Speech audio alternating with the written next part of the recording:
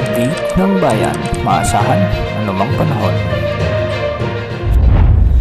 Magandang araw po sa ating lahat. Narito ang update sa lagay ng panahon ngayong araw ng Huwebes, September 19, 2024. Patuloy ngang lumalayo sa ating bansa ang dalawang bagyo na si dating bagyong Hener at dating bagyong Helen, at ngayon ay habagat na lamang ang nakakaapekto sa malaking bahagi ng ating bansa. Ngayong araw, asahan ang malalakas hanggang sa matitinding pag-ulan o katumbas ng 100 o hanggang 200 milimetro ng pag-ulan sa bahagi ng Zambales at Bataan. Posible ang mga pagbaha at pagguho ng lupa, lalo na kung may mga matitinding pag-ulan dulot ng habagat sa mga lugar na ito. Samantala, posible namang makaranas ng mga katamtaman hanggang sa malalakas na pag-ulan o katumbas ng 50 to 100 millimeters na pag-ulan ang Metro Manila, Bulacan, Pampanga, Calabarzon at Mimaropa ngayong araw. Inaasahan ding makakaranas ang mga ito ng mga pag-ulang posibleng magdulot ng mga pagbaha at pagguho ng lupa. Samantala, hindi rin inaalis ang posibilidad ng mga pag-ulan dulot ng habagat sa bahagi ng Occidental Mindoro, Zambales, Bataan, La Union, Benguet at Pangasinan pagsapit ng hapon ngayong araw. Ang mga lugar na ito ay posible ring makaranas ng mga malalakas na pag-ulan, kaya hindi rin inaalis ang posibilidad ng mga biglaang pagbaha at pagguho ng lupa.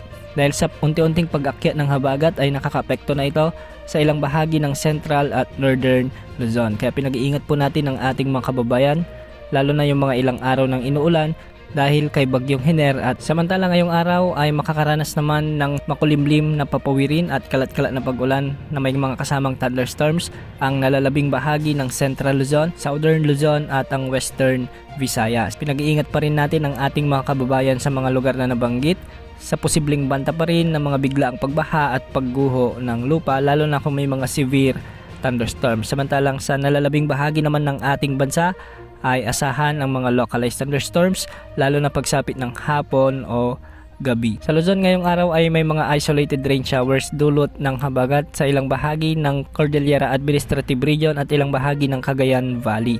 Samantalang sa Visayas naman ay asahan din ang maulap na kalangitan na may mga kalat-kalat na pag-ulan sa may Central at Eastern Visayas, lalo na sa Samar at Leyte provinces. Samantalang sa Mindanao ay ganitong panahon rin ang aasahan sa may Zamboanga Peninsula, Northern Mindanao at ilang bahagi ng Caraga. Pinag-iingat po natin ang ating mga kababayan dahil hindi rin inaalis ang posibilidad ng mga minsay ay malalakas sa pagbuhos ng ulan na siyang posibleng magdulot ng mga pagbaha at pagguho ng lupa. Samantala, base sa mga wind models na ating ginagamit ay posibleng may mabuong panibagong low pressure areas sa loob ng ating area of responsibility, at ito ay mula sa mga cloud clusters na nasa silangan ng Southern Luzon. Ang mga cloud clusters na ito ay posibleng magkaroon ng sirkulasyon, ngunit hindi rin naman nakikitang lalakas bilang bagyo. Hatakin na naman nito ang habagat na posible na namang magpaulan sa kanlurang bahagi ng ating bansa sa mga susunod na araw, lalo na sa bahagi ng Luzon at Southern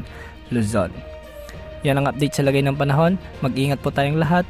Ito po ang weather update ng bayan, maasahan anumang panahon.